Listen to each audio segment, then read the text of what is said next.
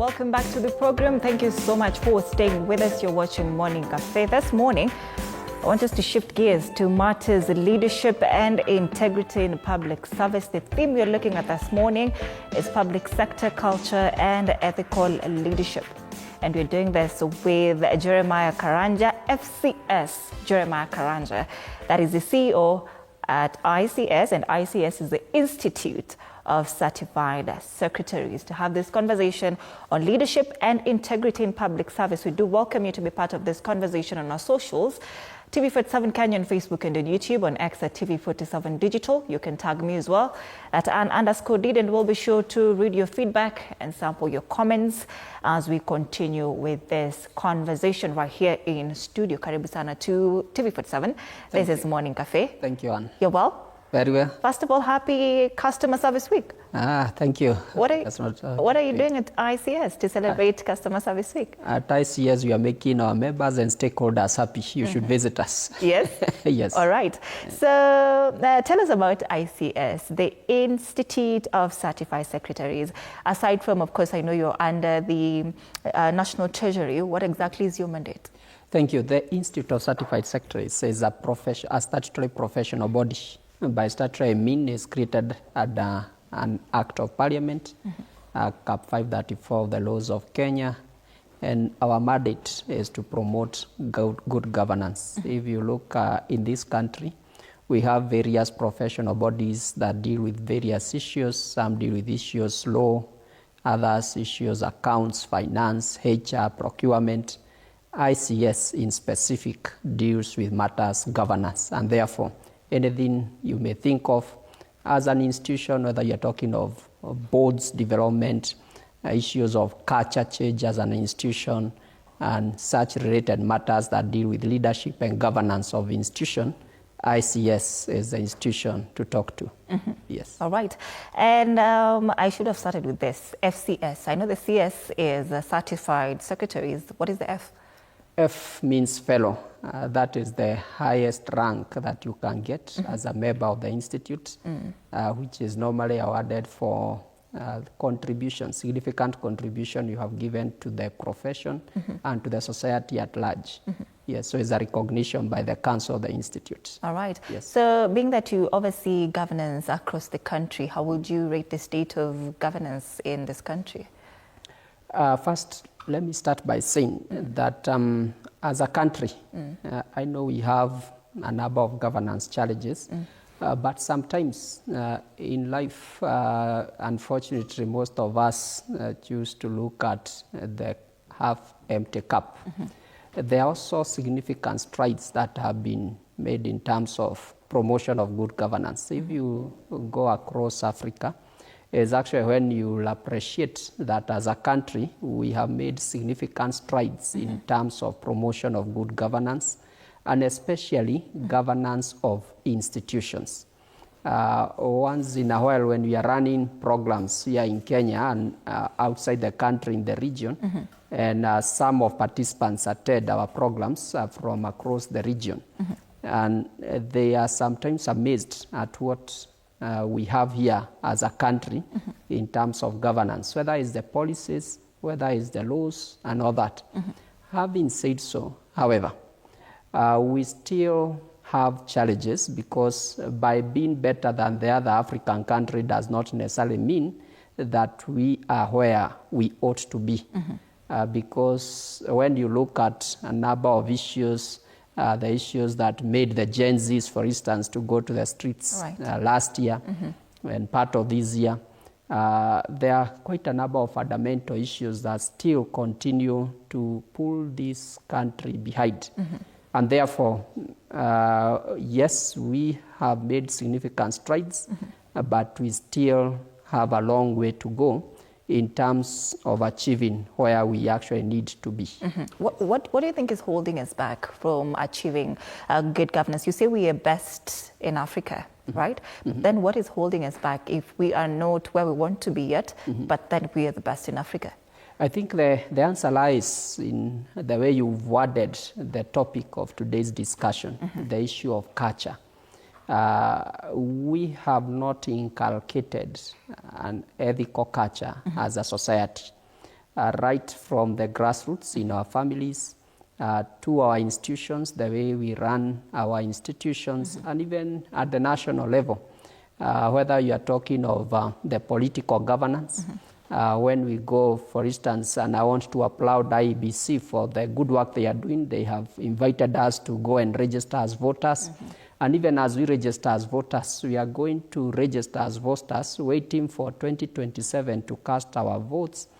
But you still find the way we think, most of us as Kenyans, is still tied to some basic elemental issues of tribe and maybe given tokens by politicians, instead of choosing people on the basis of what they can actually deliver.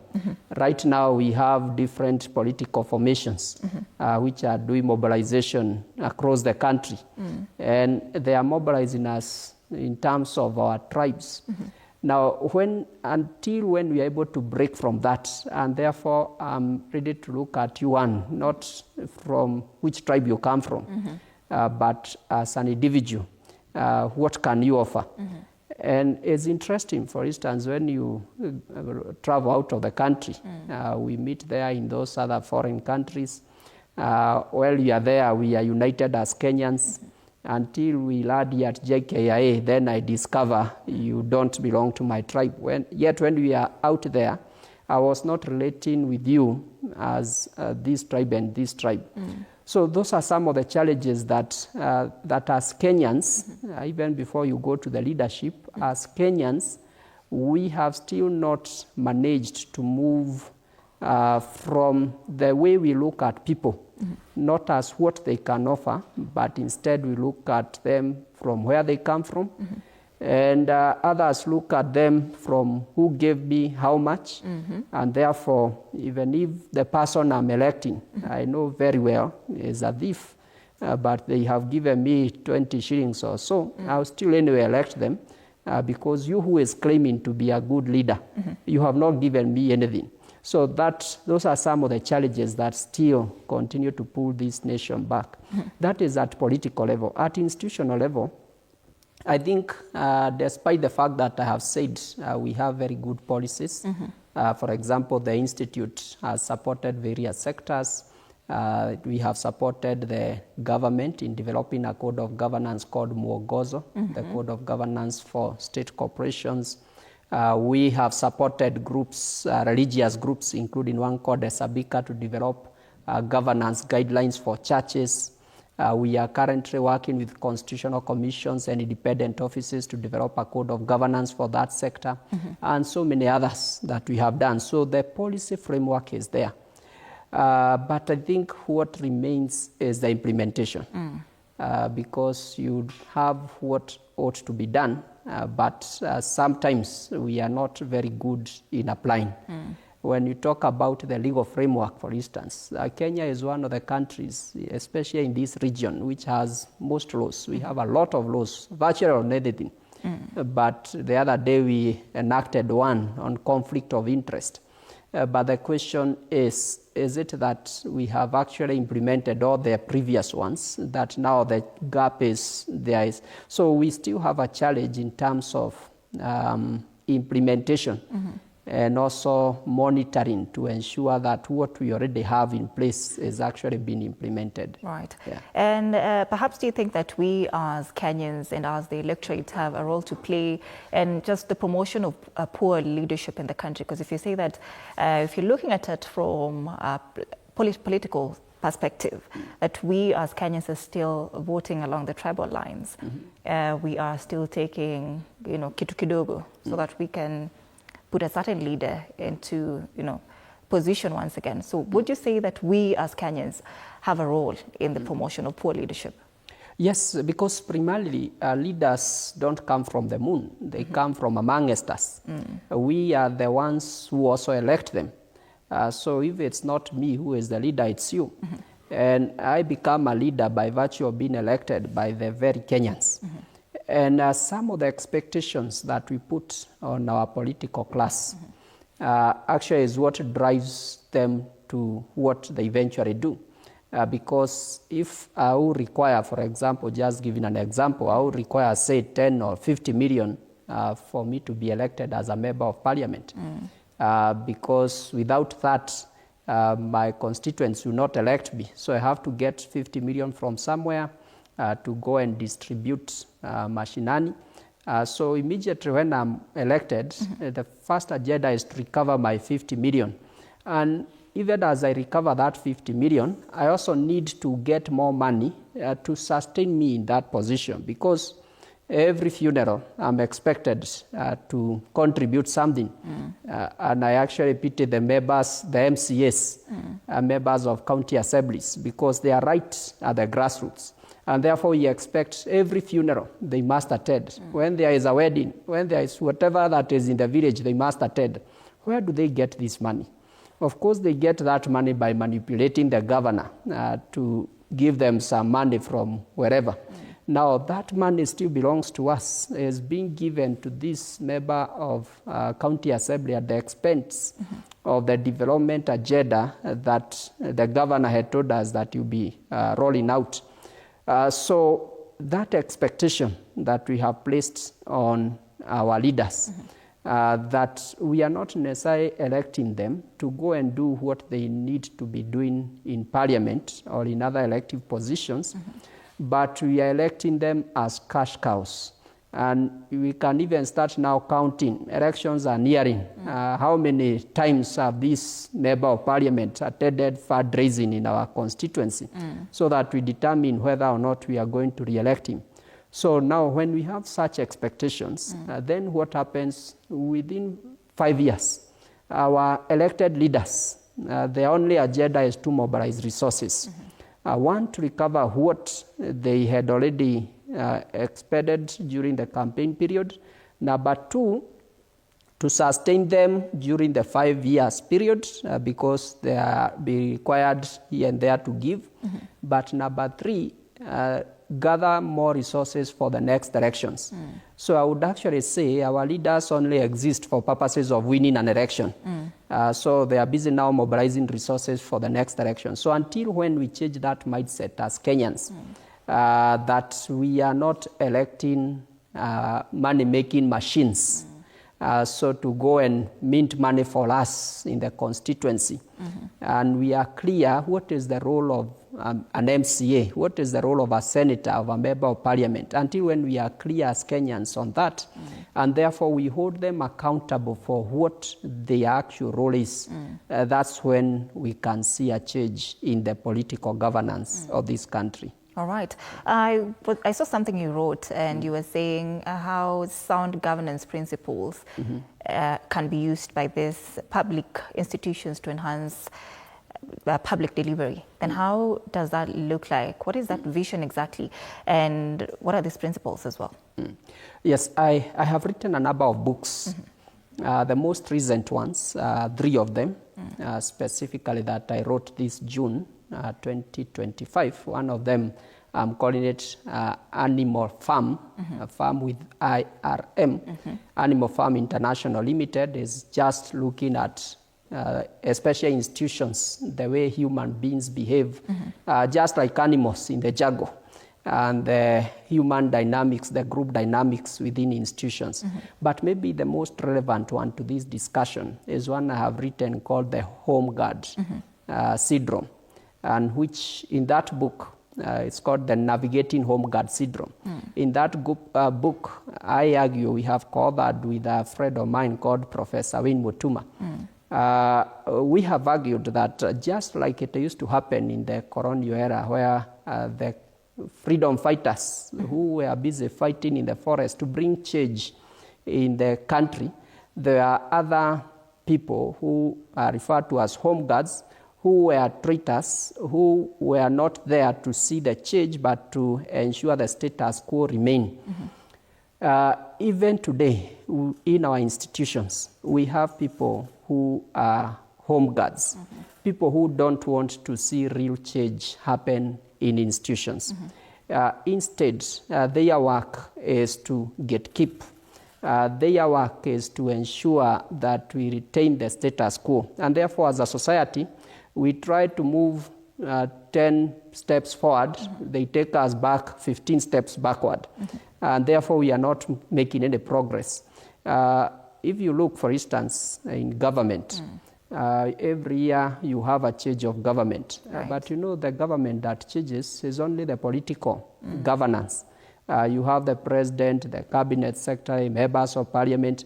There is a level in government that never changes. And it also happens in institutions. An institution like this, your CEO most likely will change very often. But the rest of us who are below here will be there for quite some time. And therefore, sometimes in public sector, you have this notion, and the president alluded to it the other day when he said, there are people who are here saying, we have seen many presidents come and go. We have seen many cabinet secretaries come and go. So we have some people who are custodians of some culture. And therefore, even as we talk about change of culture in the public service, yes, it is important to start with the leadership because everything starts at the leadership. But it's also important we look at the next level of governance. And these are the people who in government, they don't change because they have been there, the civil service. And sometimes even when we are doing capacity building, and I know the government has invested a lot in terms of capacity building for leaders and all that, it is also very important. The government also invests in the culture change for the next level, especially in the civil service. And as an institute, the last few years, actually that's what we have been focusing on. We have been supporting institutions in what we call organizational culture change.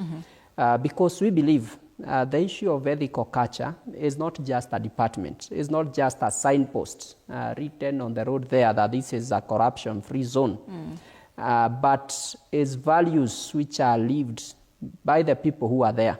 And therefore, what we have been supporting institutions in doing is change those values and help them embrace the values that will help institutions to thrive beyond yourself as the leader. Because I'm working here in this institution because there are other people who were working before me, and they handed over this institution to me. I should also work in such a manner that the next generation will find an institution which is thriving. Yes. All right. You mentioned something about ethical leadership, and somebody may wonder now, what does it look like in practical terms when you talk about ethical leadership? Yes. Yes, ethical leadership is all about values. We are talking about value-driven leadership. That as a leader, whatever I'm doing, I'm not just doing for my own personal benefit. But first and foremost, my focus and interests are the interests of the organization. As I alluded earlier, we enacted an act of parliament called Conflict of Interest Act.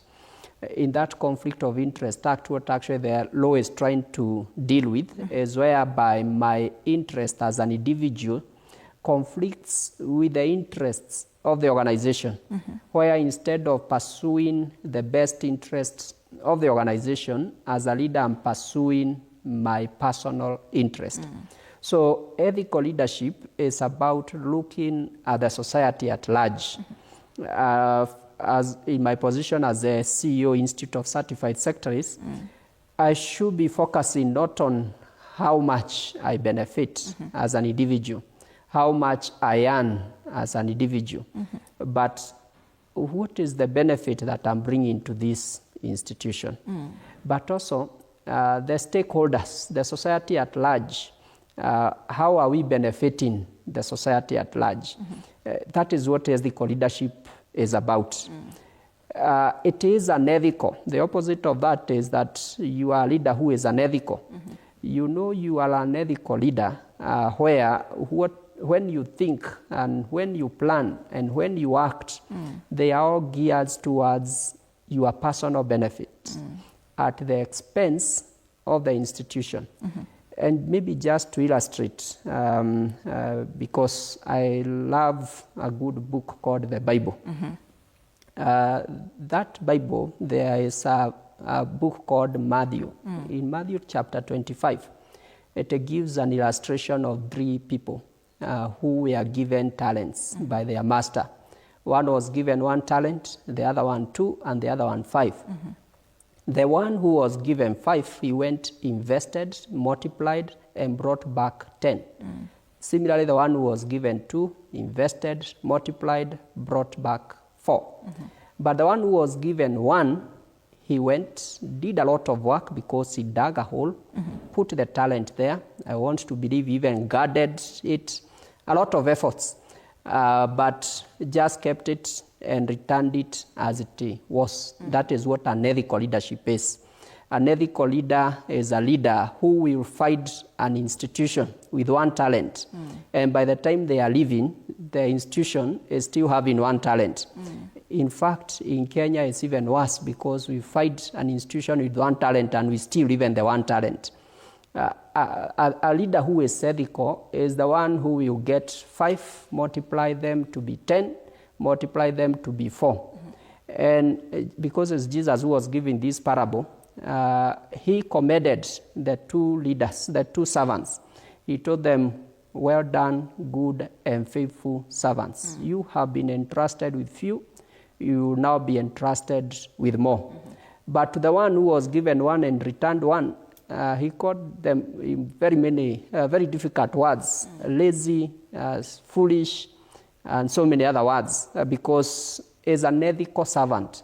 So I want to make an appeal to whether you are working in the private sector, whether you are working for a public sector institution, what you have been entrusted with, ensure one is not just for your personal gain, benefit from it even as you benefit the organization and the society. Multiply. If you multiply, then we can refer you as an ethical leader. Yes. All right. And when you're talking about how leadership position changes with different political cycles, and can now this the ethical culture survive political patronage when you look at it? Yes, it's possible, and it's possible to survive political patronage. And as I said earlier, everything starts at the leadership. So it is my role as a leader, and I give an example where I work at the Institute of Certified Secretaries. If the people I'm recruiting, the first consideration is that they are from my tribe, they are my relatives. Instead of looking at what are their qualifications, are they getting there by merit and all that, then what I'm doing, I'm just creating a choir just to be praising me, instead of bringing people who can look at issues objectively, can correct me where I'm wrong because I'm a human being, and people who can take the institutions forward even after my departure. However, unfortunately, some of us, what we do is just create some groups around ourselves because of you either have some inferiority complex or some fears and all that. So it's possible to go beyond political patronage right from the institution, even at national level. We have laws which ideally should guide this because, for example, in public sector, we are guided by very clear guidelines on how people are appointed into positions and all that. The problem is it requires what I would call the software, the will to implement, because unfortunately for laws, you always have a way you can navigate them. So it's a call for all of us to embrace an ethical culture, that software that will give us that drive to do what is right because we know what the right thing is. Yes. And when you talk about what is right and wrong, people may argue that right and wrong is relative, right? And I've seen that argument around that sometimes there's what is good for the electorate, us as the electorate, vis-a-vis what the government think is right for the electorate. Then how do we determine or come to a common ground that, this is not good for the electorate because the electorate does not think that this is good for them, but even as much as you as the government think that that is good for the electorate? How do we strike a balance? I don't think some of those debates are usually genuine. They are just good for philosophical arguments. They are just good for politicking. But in reality, every leader knows what the right thing is, because even when we are electing you, you came with a manifesto. And based on that, we elected you. How comes now when you get to office is when you want to debate whether it's this or that? We have laws, we have policies. In the public sector, we are guided very clearly by things like Vision 2030. We have every government of the day has a manifesto. The current government has a manifesto, and which all of us in the public sector are aware of. So it's usually very clear. But when we don't want to do what we ought to do, then we get into philosophical arguments on whether we know it, who is right, who is wrong. We have the Constitution, which has laid down these principles very clearly. We have very many laws. As I said, this country is one of the countries with most laws in this region. We have very many policies. So if actually I wanted to do the right thing, there is no... And by the way, also, what we also don't know is in Kenya is also one of the countries with a lot of capacity building. We do a lot of trainings for our people. That is not the same across the region. The few countries I have traveled in, especially in this African region, that is not the same. That you can have an institution like this sponsoring you to attend a training. Is not common across the region. So it's not that we don't know. If we decide to do what is right, we know what is right. It's only that sometimes we don't decide to do the right thing. We ignore. Yes. And is there a possibility that the government, in the event that the electorate expresses dissatisfaction by the way things are running in the country, that they can come back to the drawing board and sit down with people and say that, you know, we are doing 1, 2, 3, that is wrong, and we need to sit down and right our wrongs? Is there a possibility that the government of the day can come back to the drawing board and say that this is wrong?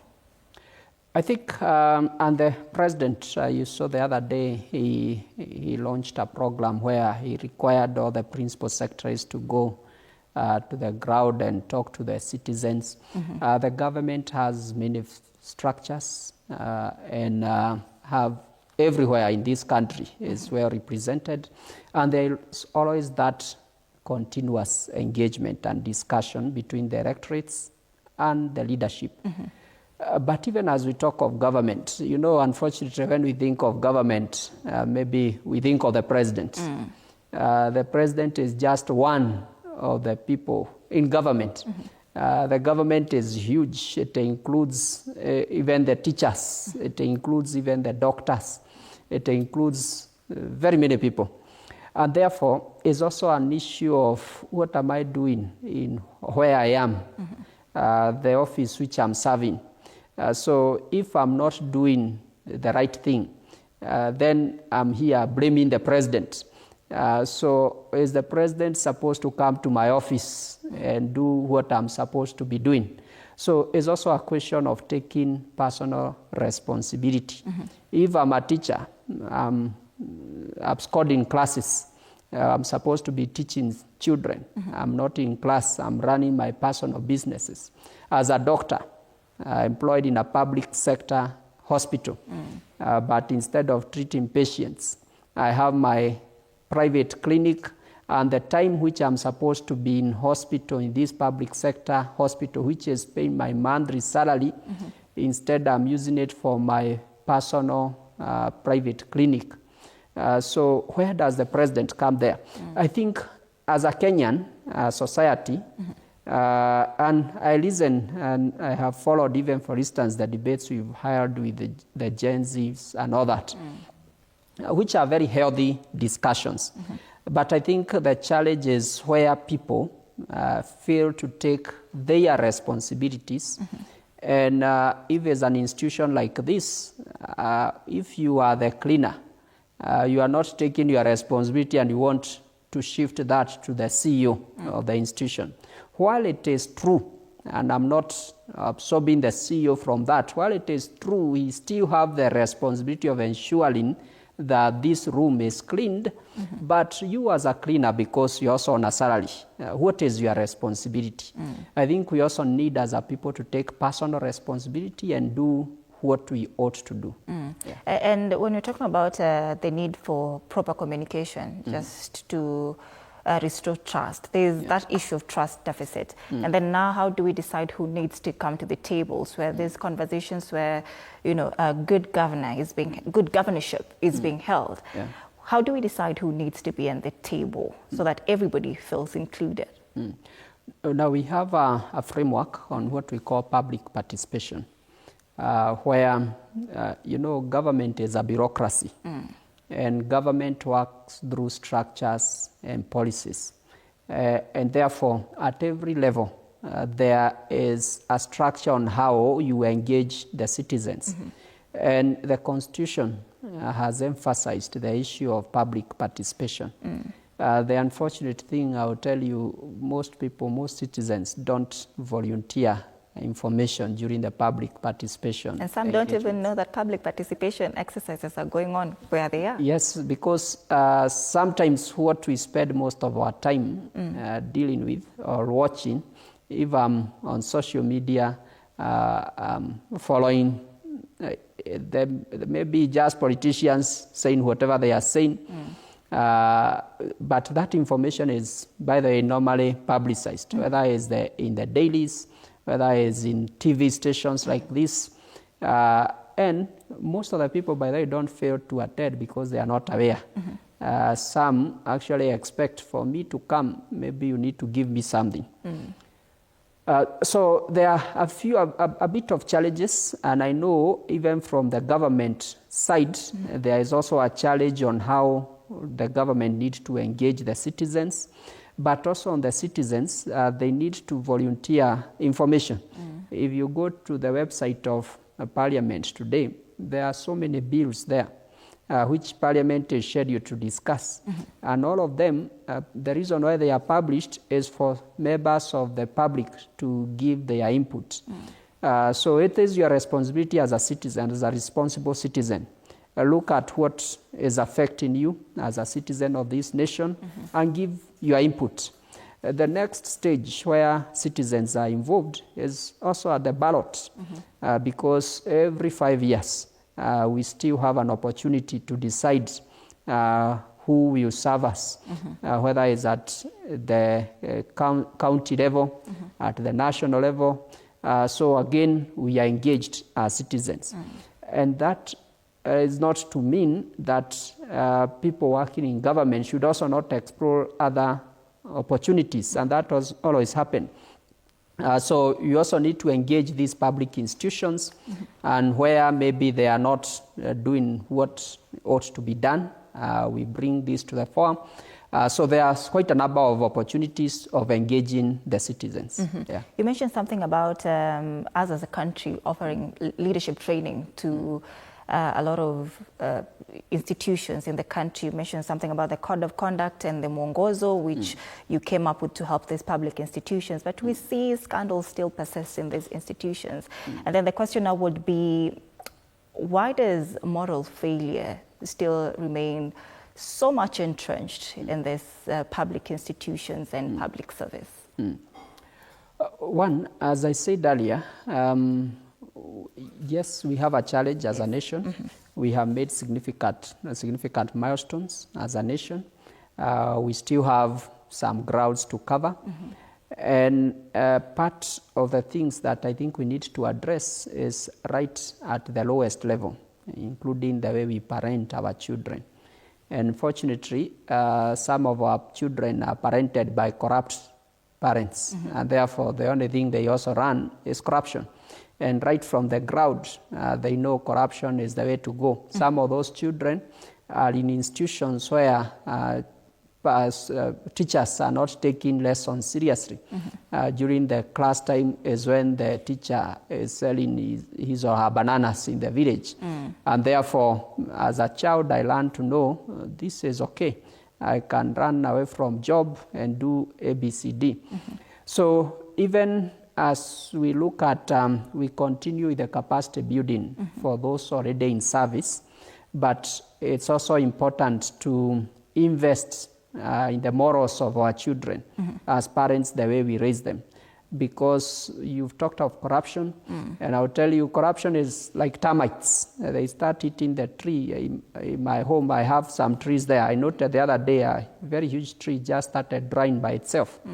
Termites had gotten inside the tree, eaten the roots, eaten the bark and everything.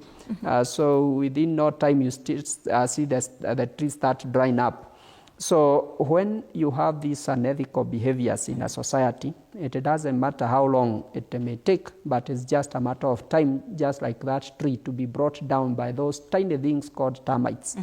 And therefore the need to arrest the termites, which is the unethical behaviors, before they bring down our country. Because without good morals, without ethical leadership, without ethical culture, we actually don't have a country. It's just a matter of time before this country collapses. And therefore, it's everybody's duty. Every one of us has a responsibility.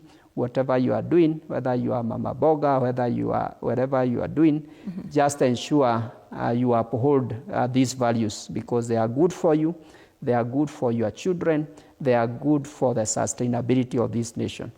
Now that you're saying that this depends more on the upbringing of a child, and looking at the younger generation who are, without a doubt, interested in matters politics, matters public service, do you see hope in change, that regardless of what the precedents that has already been set for them, the corruption, you see kitu kidogo, bribery, all those ills that we're seeing in the country, do you see hope that the generation that is coming after these leaders would uphold ethical leadership?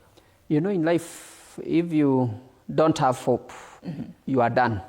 So hope is what keeps us going, is what keeps us look forward to tomorrow. So I have a lot of hope. And as the Institute of Certified Secretaries, we have invested a lot in the young people. There is one of the programs that we are currently running called the Governance, Ethics, Mentorship and Internship Program, GEMIP. And what we have been doing is every year we take on board 100 young people.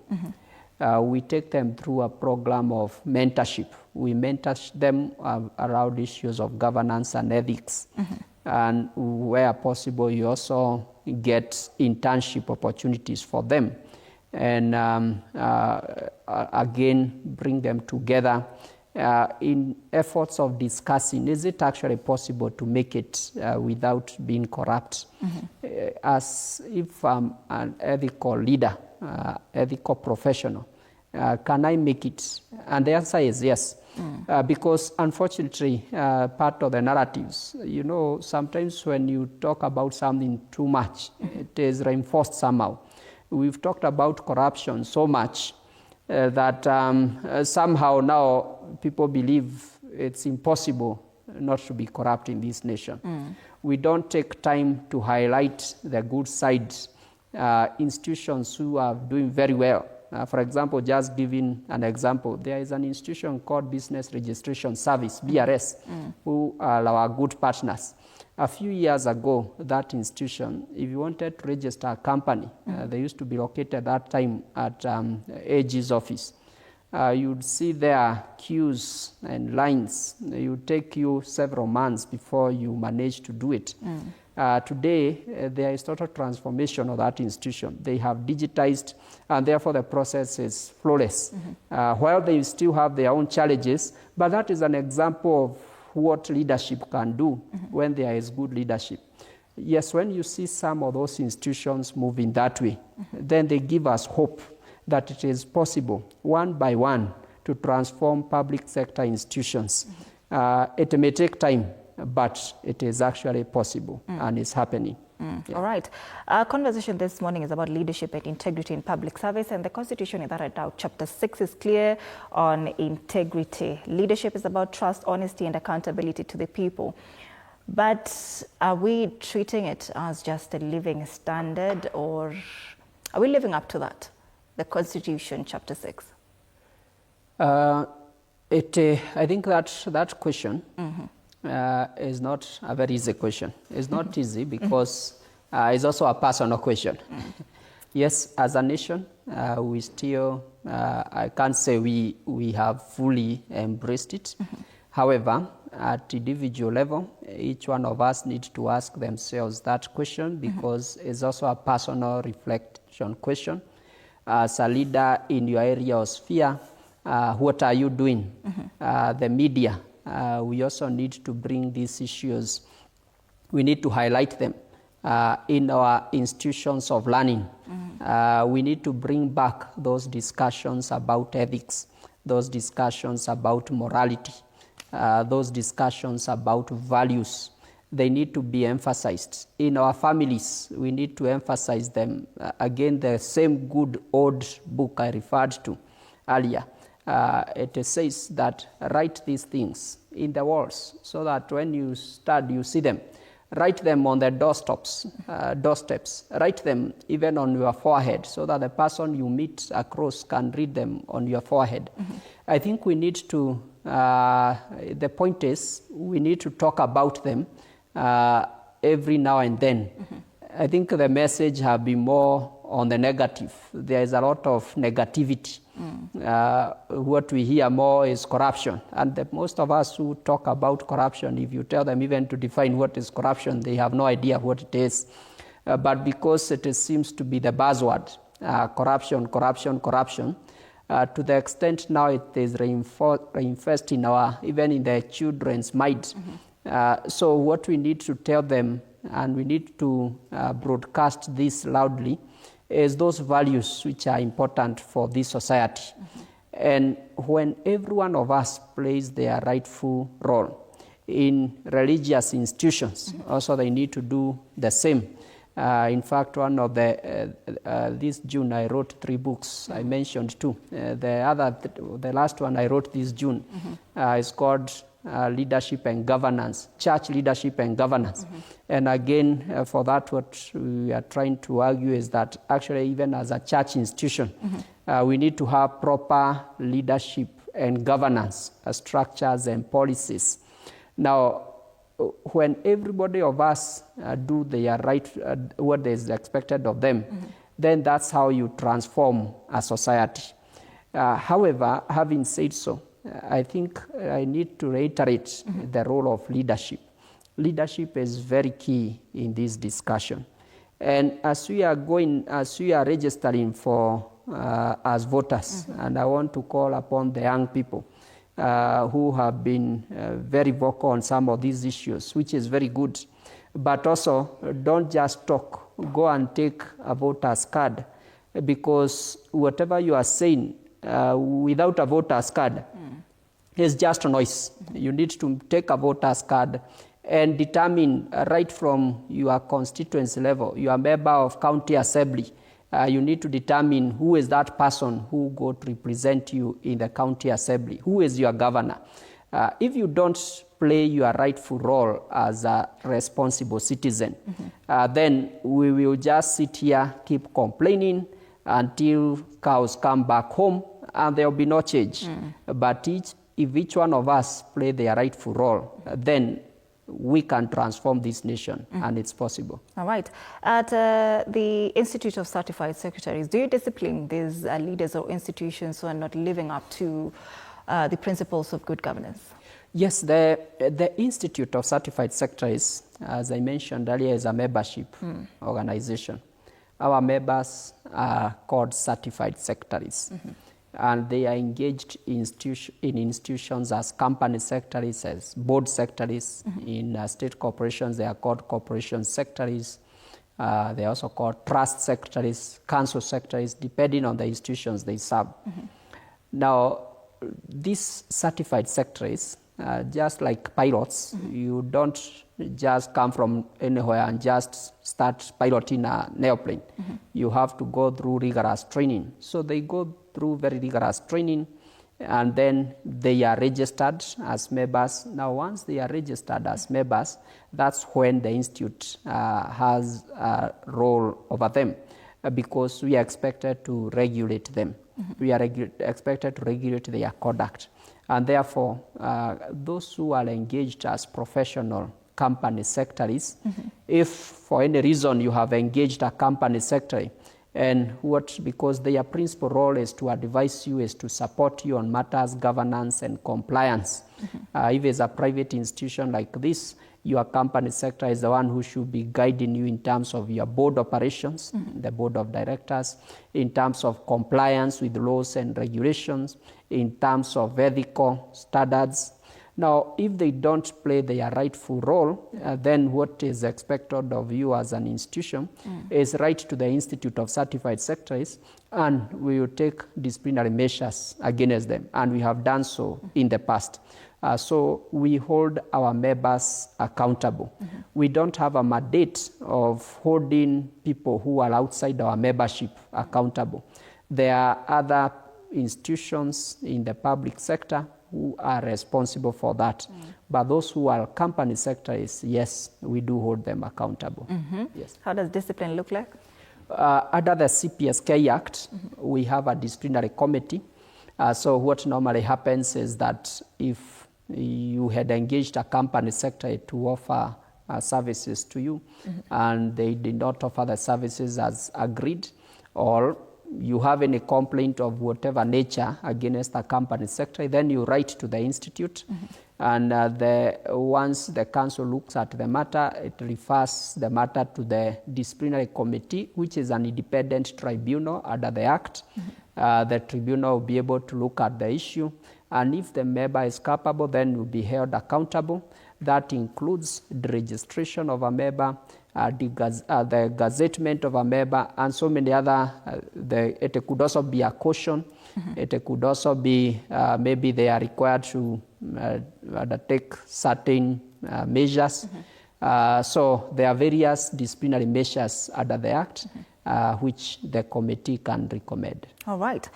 Thank you so much, FCS CEO, Institute of Certified Secretaries, for making time for us this morning. That is FCS Jeremiah Karanja, CEO, Institute of Certified Secretaries, speaking to us about leadership and integrity in public service. We do appreciate you for making time. Once again, happy Customer Service Week. Thank you. We hope that you do have a wonderful week. Thank you. Thank you. That's it. That brings us to the end of this particular segment. Don't go too far. Good morning. My name is Ann Odida. You're watching Morning Cafe.